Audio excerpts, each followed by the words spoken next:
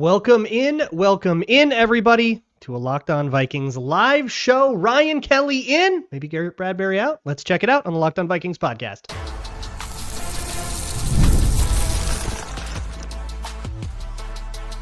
You are Locked On Vikings, your daily Minnesota Vikings podcast, part of the Locked On Podcast Network, your team every day. Hello, everybody, and welcome to the Locked On Vikings podcast, a live edition this time. So thank you so much for those of you who are piling in to watch us talk a little bit of free agency live. And thank you so much to my hashtag everydayers who are always trying to learn something new. Come on in, hang out every single day. This might not even be the only time we go live today. We might get more than a daily podcast this week because free agency just goes at that kind of pace. We'll play it by ear. So thank you so much for coming and hanging out. Today on the show, we are discussing, I think the big headline we have to discuss right away is that the Minnesota Vikings lost Johnny Munt. I'm going to trust somebody in the chat for that. No, it's that they signed Ryan Kelly. Ryan Kelly comes in his age, 30-something year, to be the center for the Minnesota Vikings. Now he's 31. Okay.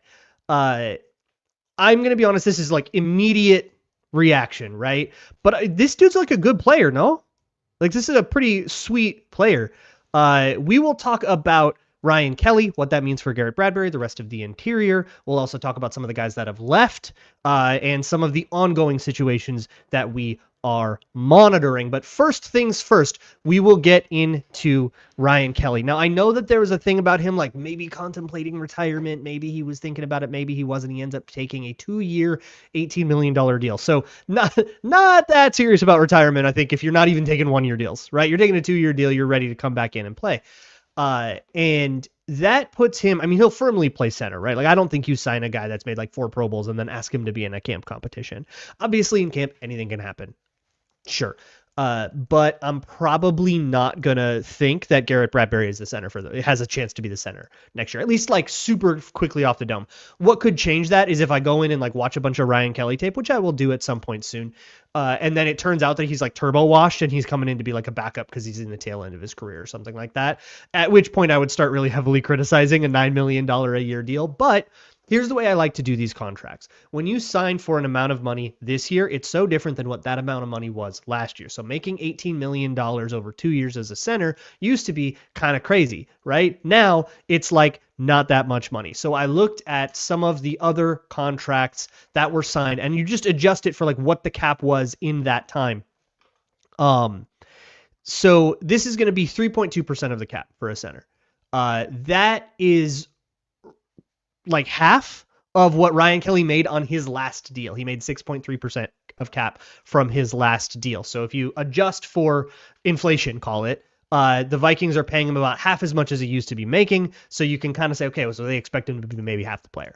Obviously, it doesn't go 1 for 1 like that, but that's kind of where I'm at on this. So make no mistake, the Vikings, I think, are still bargain shopping. Like that feels a little bit still like bargain shopping.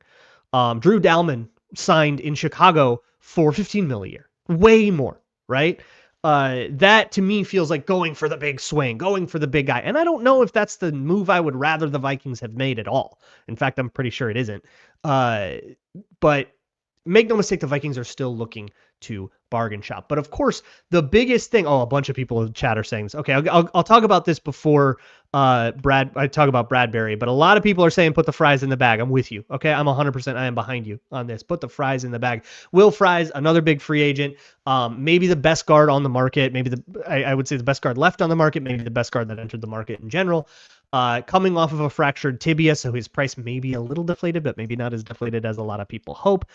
And that the chemistry would be there immediately, right? Like it would make so much sense. Get those two guys in. They were good players for the Colts. The Colts had a ton of problems, but those guys were good players for the Colts while Will Fries was healthy. Problem is Will Fries got hurt week 5. So he's coming off of it. There's like a big like uncertainty, right? How is he going to come off? How's he going to do on a different team and all this stuff? But yeah, I don't think fries are on the dollar menu, Hankley. I don't think that's the way that works. Fries are on the regular menu. But I would still love to see the Vikings do that. That would be awesome. I think Darren Wolfson reported that there is interest. There's a lot of other ongoing negotiations going on right now. Like the buzz in the building right now is that the Vikings are talking to Jonathan Allen. He's been in the building all day. He was cut by the Washington Commanders. He's got interest in coming to Minnesota. So we're kind of waiting on that. And then also Byron Murphy. Things are not over with Byron Murphy by any stretch of the imagination. The Vikings very much still want something to happen, but I think he's calling around and trying to see what the vibe is. What's the market for him? So those are all things we still have to talk about in the future. But with Ryan Kelly coming in, what happens to Garrett Bradbury? Let me pull up the Garrett Bradbury contract to make sure that I get the actual dates right here. But he has a contract trigger coming up.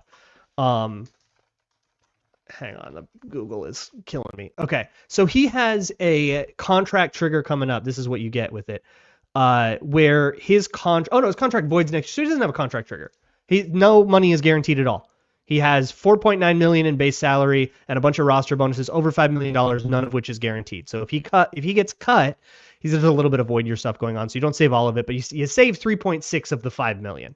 That's what happens if you cut Garrett Bradbury. I would anticipate something like that happening. However, because none of that money is guaranteed, I totally take it back from what I just said in a YouTube short, that he could absolutely get taken into camp, and why not? And then be like a very likely camp cut, but give him one last chance to acquit himself before he does that. I don't think that would really be doing right by him, though. And with the relationship that he has had with the Vikings over all these years, I kind of think you owe it to him to be a little bit better than that. I don't think you need to do that. I will take some chat questions in a little bit. So yeah, keep bumping them in, but I might not answer them all right away. I do want to get through like the main topics here so that after the fact listeners don't have to deal with too much scrambling and rambling around. But I will say RC Schaefer says trade Bradbury for a 5th or 6th. Also an option for sure. Yeah. See if you can't flip him for a little bit of money now that you've signed, or for a draft pick or something now that you've signed someone. That would be a pretty savvy way to both seemingly upgrade on a position. I think my instinct is telling me this is an upgrade over Bradbury. I got to watch to see just how much the age is hurting Ryan Kelly. I don't know that as of this juncture. This is instant reaction. Give me some time to really get a good answer there. But it does feel like it feels like an upgrade. And then if you can get a draft pick back for it, yeah, we're Michelin star cooking. So that could mean the end of Bradbury as the Vikings center. It's been like 7 years and that's it. But there's a whole bunch of other stuff happening. The Vikings added a couple guys to their secondary as well today, some big names departing, and some situations at positions of need that we still need to monitor. So that will all be next on the Locked On Vikings podcast. Today's episode of Locked On Vikings is brought to you by Betterhelp. If you are stressing at like 8 p.m. on the first day of free agency that the Vikings haven't signed enough guys yet, you might need therapy. Look, in seriousness, I've been in therapy for many years and it's been very helpful to me. And I strongly encourage you to check it out. And one of the big barriers that we always get with therapy is that it's kind of hard to get into. It's hard to carve out time in your schedule, to figure out where you're going to go, to get to an office weekly. That's just a difficult thing to work into all of our busy schedules. And BetterHelp is kind of designed to help you out with that. It can be virtual, it can be by text, it can be whatever you're comfortable with. And if you don't like the therapist that they pair you with, you can change at any time at no additional cost. And I strongly recommend that you take advantage of that, because finding the right therapist is just as important, I think, as deciding to do it in the first place. You have to have somebody that's right for you. Visit betterhelp.com/lockedon today to get 10% off your first month. That's BetterHelp, HELP.com/lockedon. Moving on here with the Locked On Vikings podcast. Thank you so much for making Locked On Vikings your first listen of the day, or your first listen of the news cycle, because we are in a more than daily news cycle at this point. By this time tomorrow, Ryan Kelly will not be in your brain. Something else will have happened. It's just how it goes.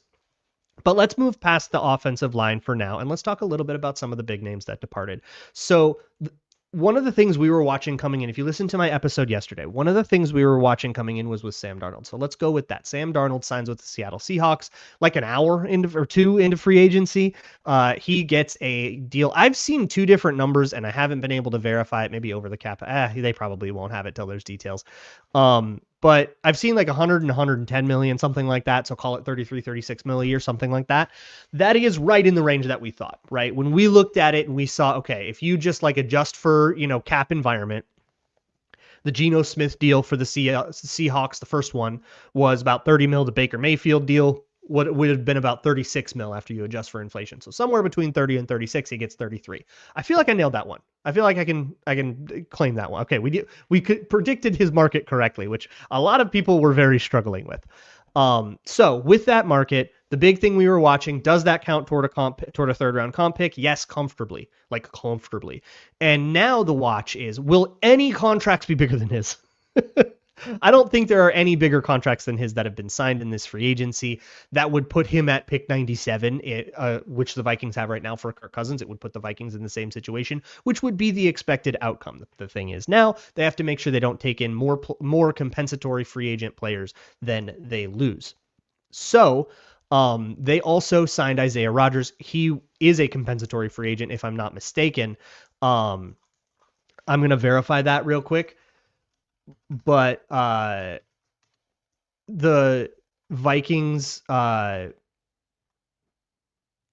he was released from the Colts. Yeah, the top third round comp pick. Yeah, for sure. So Isaiah Rodgers joins the Vikings as well. He's somebody I'm a little bit less familiar with, but here's the broad strokes you need to know about him. So he was a Colts player. He had a gambling suspension, had a big problem, and the Colts released him. It seemed like the relationship kind of failed. Then he ends up playing on what I think was a 1-year deal with the Philadelphia Eagles, gets a ring there. So that's pretty nice. And let's look at the history. Yeah, okay. So it expired. So he will be a compensatory free agent. He signed for like $7.5 million a year. Again, in adjusting all that for cap, it's 2.7% of the cap. That equates to not the first, but the second 1-year deal that Xavier Rhodes signed with the Colts in 2021. So you're talking about like that level of money, and you're maybe expecting that level of production. This one doesn't move the needle a lot for me. Let me watch it. Maybe they got this crazy cool bargain, but in terms of what they spent, it's not like a swing, right? It's not exactly a big signing, and I don't think it precludes them from going for a bigger corner. But at this point, I think Byron Murphy's the only big name left.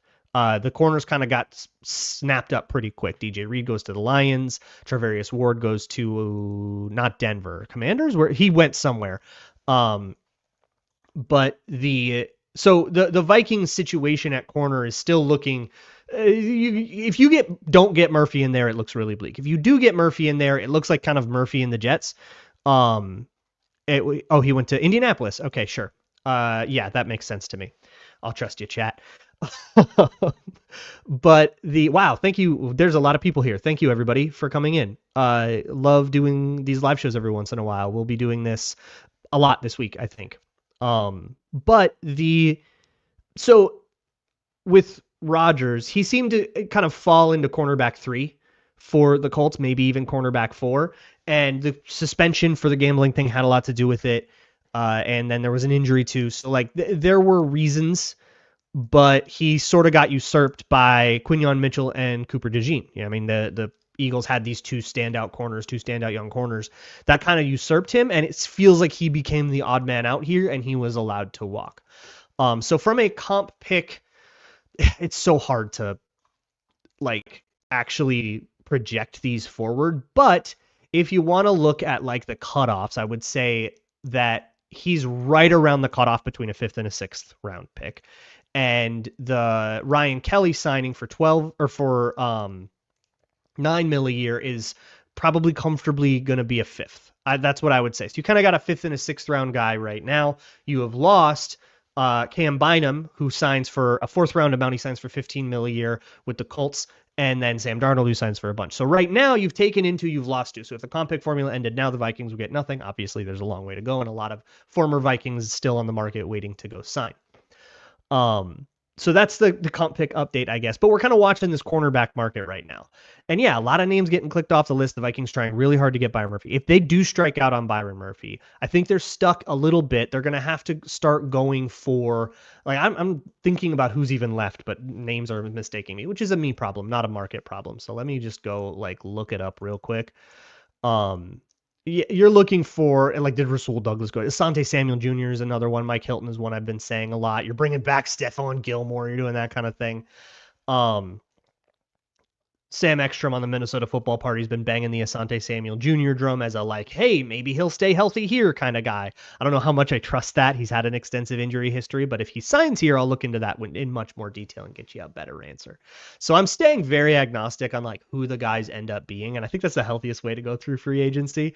It's just been like, look, I don't know a lot about these guys. I don't know a lot about Ryan Kelly. Okay, I don't cover the Colts. I don't cover the Eagles. I don't know about Isaiah Rodgers. I'll watch him in time, and I'll take my time with it and try to get it right for you guys.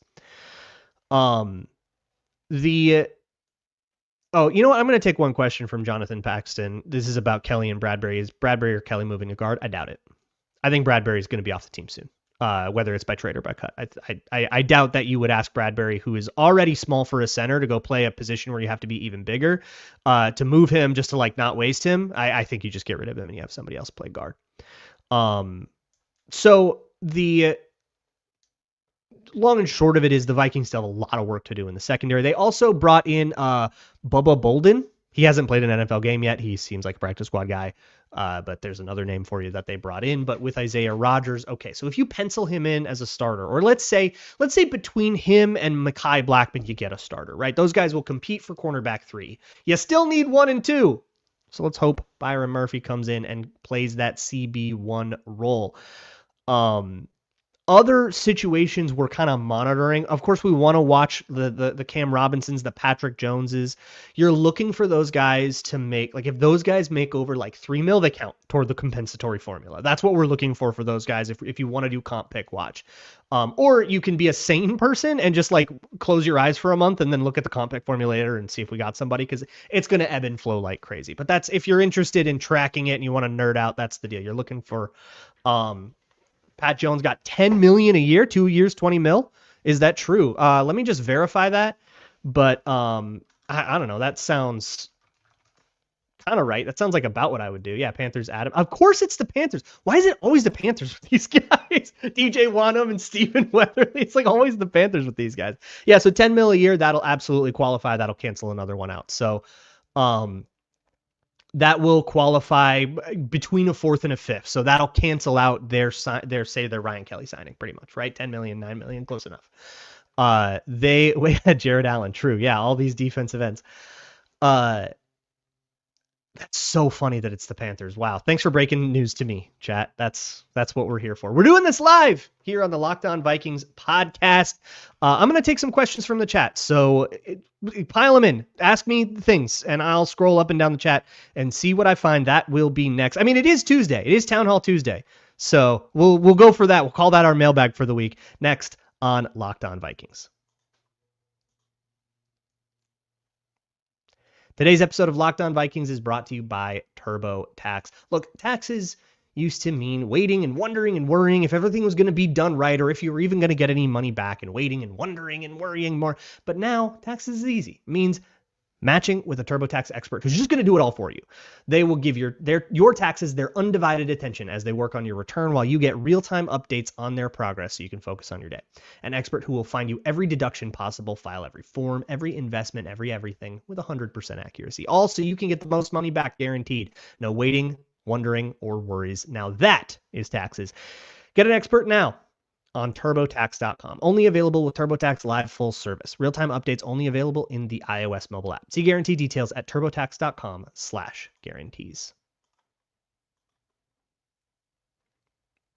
All right, moving on here with the Locked On Vikings podcast. We're going to do a little Q&A here. A Tuesday tradition here. If you're new to the Locked On Vikings podcast, even though this one's live on Monday, it's the second show of the week. So we'll do a little Town Hall Tuesday here, and I'm sure you will have a lot of questions. Left on Landon asks, would you rather have Holland or Murphy? Big time for Murphy for me. I think getting a corner is going to be much more important. Right now, somebody else asked, like, is Theo Jackson going to start? Yeah, I think Theo Jackson is penciled in as a starter. Him and Josh Metellus will be your main two safeties. Maybe Harrison Smith joins that. And if not, you get somebody else that could be like a rotational player. Or you get somebody else more serious and Theo Jackson becomes your rotational player. I would love that. But I do think that right now, shoring up corner is going to be the bigger emergency. You need to get some guys. Right now, that corner room is not championship caliber. Okay, that is not the kind of thing a serious team does. You got to do some work there. Lego Camps, both of these signings seem small. What's a big name we should expect? If you count Jonathan Allen as a big name, that's the thing. Otherwise, bringing back Byron Murphy would be a pretty big expenditure. It doesn't feel like a swing because we're used to him, but it is a large investment. But Jonathan Allen, it's like, yeah, it's not a large investment, but is a big name. I would be so stoked on Jonathan Allen. I love Jonathan Allen. I've loved him since he came out of the draft, and he's been a Commander the whole time. I think he's an absolute just like game wrecker. You want like one of the best Jonathan Allen games of his career, I think, was the Kirko Chains game. The Vikings going to Washington, playing him in their all blacks and like winning at the last minute, the one where Cam Bynum gets decked by the ref. And that game was like an Ezra Cleveland disaster class. I think that game, like Jonathan Allen destroying Ezra Cleveland all day long in that game, and I think Ed Ingram too, contributed to Ezra Cleveland ultimately getting traded. But the following season, excellent Jonathan Allen game. That is quite a bit.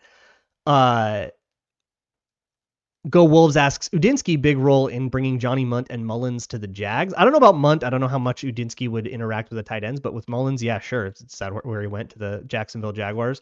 We got to look at that contract too. That is somebody I did not even think about as a possible compensatory free agent. But if he signs with the Jaguars, 2 years, $6.5 million, he might count. That's going to be right on the border. He might count. So if that's a 7th rounder, right? And that could be the thing that like that gets crossed off just when you need it to. And that would be very, very exciting. Man, you know what would be cool if some news broke like right now, like as I'm doing this. Moving on to other questions I'm looking at. Hear me out. Joe Flacco says, Go Wolves. I don't think so. I think you can do better on this market. You are looking for a backup QB. That's another situation worth monitoring. So thank you for reminding me. Daniel Jones right now choosing between the Colts and the Vikings. Colts and Vikings having a very weird day together. I got to go talk to Jake on Locked On Colts, I think, because we're having quite the little switcheroo we're doing with the Colts right now. But also competing over Daniel Jones, and it seems like that's where Daniel Jones is. He's either going to compete with Anthony Richardson or compete with J.J. McCarthy. I'm sure money has something to do with that, and he's making that decision. It's kind of the ball. Sounds like the ball's sort of in his court there. I would love to see Daniel Jones stay. I think I've kind of come around to him as like the bridge/backup type guy, but there are other options there. I don't think you need to go for Joe Flacco. There are other options around that I'm that I'm all right. Let's move to another one. I've already answered a few of these. Live production. We love to see it. Poltergoose is either manifesting Byron Murphy or 4 for 80. Murphy re-signed. That would be so fun. Yeah, no, you're manifesting. Okay, good luck, buddy. Kyle Juszczyk is being released. Yeah, bring him in. Absolutely. Yes, sir. Yeah, San Francisco is having a rough day. Everybody's leaving. They're not keeping anybody, and they're basically holding their cards completely, like they're holding their whole hand and their whole money, waiting on what Brock Purdy has them right now, like by the balls. It's insane. Yeah, I got a darn Hey, I did not get, I was like, are you manifesting or is that true? Because it seemed like he was manifesting, and he was manifesting, which I respect, Poltergeist. Kyle H asks, considering draft strength at positions this year, what position groups are going to see a slow market? O-line, D-line, running back. Running back is going to be a slow market because the running backs are in free agency are kind of stinky. Like there was like Najee Harris and Aaron Jones didn't hit the market. And then it was like a bunch of kind of guys in committees, guys that are running back too. Yeah, got like the D-line class is also very, very deep. We'll see what happens to the D tackles, but I think a lot of like you're seeing a lot of guys get cut, which is also going to depress that market. So I think the D tackle market, it might be a little more depressed than people think. Yeah, Najee Harrison talks with the Chargers. Yeah, it sounds like he's close to signing with the Chargers or something like that. But there's quite a lot of there's a lot of DTs out there and a lot of guys that like don't cost anything. You know, your Malik Collins there was another one that did sign somewhere, Hargrave or Kinlaw, those guys that got cut. And then of course, Jonathan Allen, which would be pretty fun. But if you are worried about the Vikings not doing enough, like right off the bat, look, man, they brought in 2.5 players. They brought in like a futures. I think that Bolden guy's like a futures guy, and that probably shouldn't move the needle for you. Oh, what up, Tyler? Tyler's in the chat. Tyler Fornes asks, is the Isaiah Rodgers signing a sign that the Vikings love undersized, feisty corners? Yeah, I think probably. I think needing a 6'2" guy is not really where the Vikings are at corner. It's just not really how they play. They don't really say, let's put you on an island and make you cover the fade, right? They want to play you off, have you come up to the line of scrimmage. So you want downhill trigger. That's the thing you're always looking for in corners with the Vikings. You want that sort of acceleration. If you want to talk athleticism, you want to talk like 10 split. But let's talk about it on 4-0 Fridays. About this sort of corner thing, especially if by Friday, if there is not a big name corner in the building and it looks like Isaiah Rodgers is CB1 competing with Mekhi Blackmon, which is the current scenario, then we'll probably have to focus a lot on corners for draft season and we'll have a whole conversation about it. RC Schaefer says, whatever guards we sign will be playing in between our now 3 Pro Bowlers. True. 4-time Pro Bowler Ryan Kelly, but not signed with the expectation that he will play at a Pro Bowl level. That's not the kind of money you pay to a guy that you think is going to play at a Pro Bowl level. So they're definitely, I would say that the data that they have access to is probably implying some kind of age fall off. And they're hoping that the money is right, that the value is right, that there's less age drop off than the market is expecting for them there to be. Therefore, he's a good value. That's the mindset that Kwesi has about these things, right? It's all very much about like value. Yeah, he is going to drop off a little bit and he is going to become a little bit cheaper, but is he going to become more cheap than the fall off will be worth? And if so, then it becomes a good value play, right? But at the end of the day, too, even if it isn't like a perfectly efficient value play, if it makes you better at center, I'm okay if it's not perfectly efficient. Like if it makes you better at center, do it. Then it works. Then it's good. Kit Fisto's dental plan says, after Murphy, who is the next biggest priority to bring back the remaining departing guys? I mean, it would have been Bynum. He's gone. After Murphy, I don't really think there's anybody who's like a huge priority. Darnold left if you wanted him. Cam Robinson is maybe going to be a bigger contract, but he's not going to be there. Somebody asked what Bynum's comp pick or what Byron Murphy's comp pick would be if he left. It depends on what he signs. If you go by last year, the cutoff was about $12 million a year, you'd get a fourth. And if it's over $21 million a year, you'd get a third. Those numbers will go up as they always do when cap go up. So call it like 14, 15, you get a fourth. And then if it's over like 23, 24, you get a third. So we'll see what kind of market he's working with. My guess would be a third. Akers, Bullard. Yeah, good point. Cam Akers, I would love. Jonathan, yeah, Bullard, Benjamin King-Quell. How could I forget? Jonathan Bullard is absolutely the answers to that question. There are a lot of other things the Vikings can do in the secondary as well. So you want to be unserious at corner again, and you want to go all safeties again and bring in Javon Holland or something like that. Like, okay. What I would hate to see them do is do that, have a bad corner room, and then have to spend so much on a safety that you ruin your 3rd round pick, right? Like that would not be excellent. But, okay. We're out of time for this episode of Locked On Vikings. If more stuff goes down tonight, I'm going to be watching this all like a hawk. If more stuff goes down tonight, I will pop back in live and we'll do a show about it. We'll do more Q&A about it. So I will see you guys all later, but stay around, okay? You might be coming back here later today, or if not, we'll talk tomorrow whenever stuff happens. I will see you all soonish. And as always, Skull.